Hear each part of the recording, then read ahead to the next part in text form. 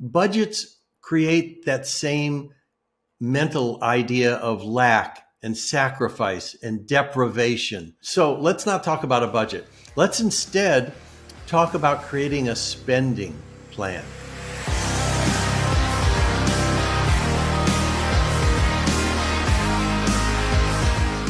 I look at my expense sheet, and just the amount of money I spend on my kids alone adds, a six-figure a year expense to my balance sheet.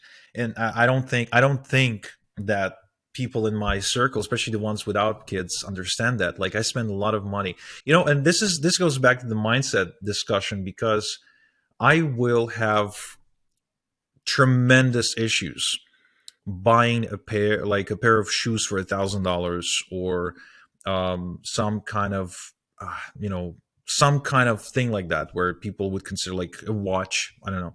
Like, I really don't. I can't spend money on this. But if there's something for my kids and it costs $3,500, even if it's arguable, you can argue whether it's worth it or not, I'll spend it. If I need to buy a new camera so I can take pictures of my kids, or a new lens, like I got this lens, I'll show you. This was a really stupid purchase, I think.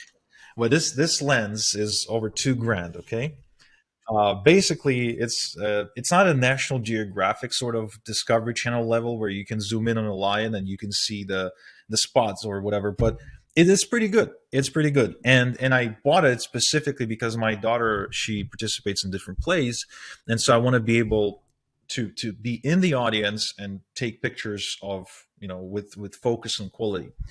But I only use it maybe, once or twice a year, whenever she's got a big play coming up. Most of the time I'll use my phone. So this wasn't a practical purchase, but I still don't regret it. And you could probably resell it if you change your mind for what you paid for it. That's true. That's true. I can probably resell it for the exact same price too.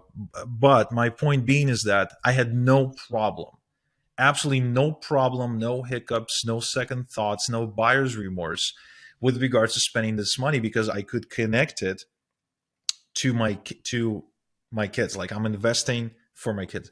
So I learned about myself getting prepping for this interview, that, I can spend an infinite amount of money on my children and have no second thoughts or buyer's remorse, but I'll spend, $1,000 extra on something else that isn't related to my kids, and I'll be fretting about. I'll actually be regretting it and thinking, that was a stupid purchase. I wasted money.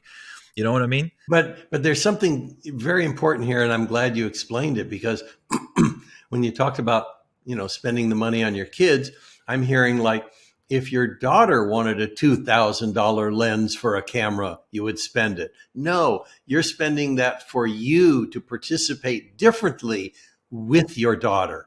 Not that she's going out and buying a pair of jeans for $400. It's that you're buying things that enhance your relationship with your children. Yeah, that's true, and it's a very subtle distinction too, because for all the stuff that she wants to buy for herself, that includes like Roblox credits. It's like a video game she plays. That includes any sort of skincare thingy that she wants, or new clothes or jewelry or whatever. She actually earns money on her own for that. Like, I set up a point system where she's, doing her homework, or taking on a new skill, or practicing an existing skill, or taking initiative, solving a problem. All that stuff gives her points, and there's a point system where every point is worth 5 cents. So every now and again she gets to cash it out, kind of like a savings account that only opens up on certain dates that you can take the money out. So once she hits a certain threshold, she's allowed to cash out, and she can take that money and spend it on whatever she wants. Like, and I don't get to say I don't get to tell her, it's like, I don't think you should be buying this. Like, if she wants to buy it, that's her right. And I told her that she's responsible. So in that way, you're absolutely right. I won't go and I won't buy her like a $50 plush toy, because she already has like 5. But if she wants to buy it herself with her own money, I can't stop her. Yeah, no, that's beautiful. And that is such a great structure that you created for your children. And here's one thing that you may want to adjust to it, in that when she cashes it out and has some money, that she also sets a certain percentage aside to keep for the future. Yeah, absolutely. I've given it a shot a couple of times, and I proposed to her. I said, "Let's do it this way. Instead of cashing out today, can you give me this money to invest, and within a week I'll pay you back that amount plus 10%." Mm. Yeah, I made this offer to her 3 times, and she denied me twice, and one time she agreed. So I'm basically looking for ways now to instill this philosophy. But this, what you're suggesting, is different, and I think I should try it to create like in her point system to create a saving, like a point Yeah. saving or a cash saving component. I think that's really Yeah. Now, cool. how old is your daughter that you're talking about? She is 10. Okay. So yeah, she's at a great age to learn these lessons. So that's terrific, Igor. Yeah, thank you. Yeah, I'll definitely be implementing that tonight. With regards to, you mentioned budgeting. Yeah. Well, getting back to that, because you were talking about, I think it was your brother and sister-in-law, and they're both earning a great income, and they're, Yep. they got kids, and I had tenants at one time very similar to that. It was a husband and wife. They were both attorneys earning a good living, and every month they couldn't come up with the rent. It was always a delay. It was little pieces here and there. I mean, by the end of the month, they'd covered it all. But here are two attorneys earning an excellent living because they had no idea how to handle money. I went through my book, Wealth on Any Income, with them, teaching them these concepts. And not only did they start being able to pay the rent regularly and setting aside money for themselves, they ended up buying a house and moving out. Wow. All from the same concept. So in essence, what I do now is every time a new tenant moves into the building, I give them a copy of my book. Interesting. In a way, though, you're a bit kind of hurting yourself, no? Like you're kind of setting them up to leave. Oh, well, no, because in Los Angeles, we had rent control buildings where we're only allowed to charge a certain amount each year as an increase. But if they move out, you could bring the apartment up to market value. That's right. That's right. That's really So I've cool. had several tenants buy houses, and when they moved out, their rent went up to market value for the new person who moved in. That is tremendous. I absolutely love this. So getting back to budgeting, what were you going to ask? Yeah. So I was never good at it. Whether before I started making any big money or after, the closest I came to budgeting was to sit down with my wife and write down our monthly expenses, so we know approximately what we're supposed to be spending. I'm going to reframe for you right now. Okay. What are the first three letters of the word diet? Die. Yeah, that's not very enrolling to change how you eat. Let's diet. And you think about dying instead. Well, guess what? Budgets create that same mental idea of lack and sacrifice and deprivation. So let's not talk about a budget. Let's instead talk about creating a spending plan. Do you like to spend money sometimes? Yeah. Sometime. Yeah. So let's talk about spending money in alignment with the goals that you want to achieve. Forget about budget. You want to spend money here, you want to spend money here. You ask yourself questions. When I spent this money, did I get the level of satisfaction I paid for? Would I rather spend less money here or more money here? And having a spending plan allowed me to make changes. Like what I discovered is I want to spend more money eating out and less money going to the grocery store. I don't like going to the grocery store. I don't like cooking meals at home.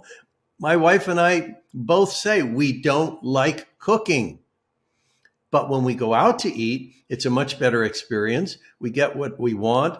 The server brings us our food. If we drop a fork, if we need more salt, if we need more iced tea or water, we can sit there and have a conversation, which doesn't happen when we're at home and we're cooking and we're getting up and down to get a napkin or whatever. We want to spend more money eating out, less money at the grocery store. That's because we have a spending plan and we ask ourselves, did we spend money that provided us the level of satisfaction for how much we spent? Again, another reframe, which just, I mean, I like the idea of having a spending plan. Yes. That implies that I can get what I want as long as I stick to my plan. It doesn't feel constraining. I don't know, like there's a different way I perceive it. Exactly, because now you're spending money in alignment with what brings you satisfaction, what's in alignment with your goals, what you're trying to accomplish, how it enhances your family.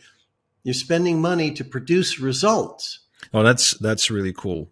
And I had no idea there are so many different tricks and techniques to operate within your income, because just like many other people, I always thought that debt is bad.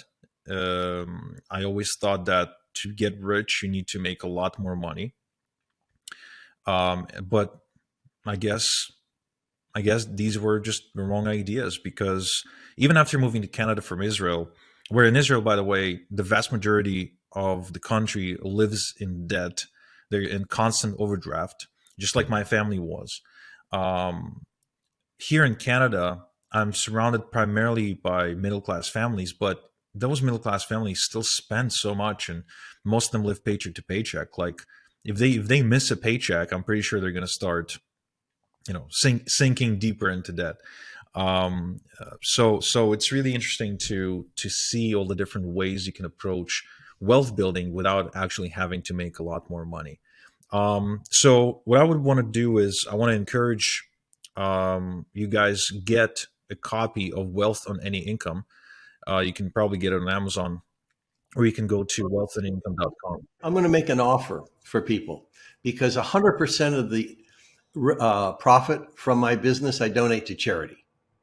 So, people say, well, if he's got so much money, why is he doing this? Why? So that more money can go to charity.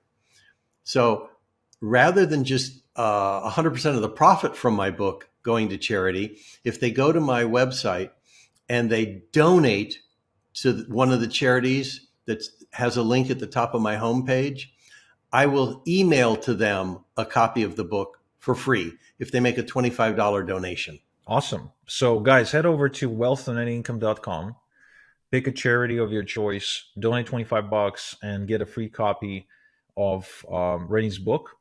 And trust me, it's worth well over $25. It can truly change your life. Rennie, it's been a pleasure having this chat with you. Any parting words or any message for our listeners? Yeah, the important one is what I learned when we bought that first piece of real estate, and that's that wealth creation is a team sport, not a solo sport. And I'm here to support other people. Awesome. So there you go. Again, the website is wealthonanyincome.com. And I hope you guys get the book because I found it tremendously valuable, and I'm sure you will too. So, Rennie, thank you so much for spending this time with me. And until next time we chat, have a good one.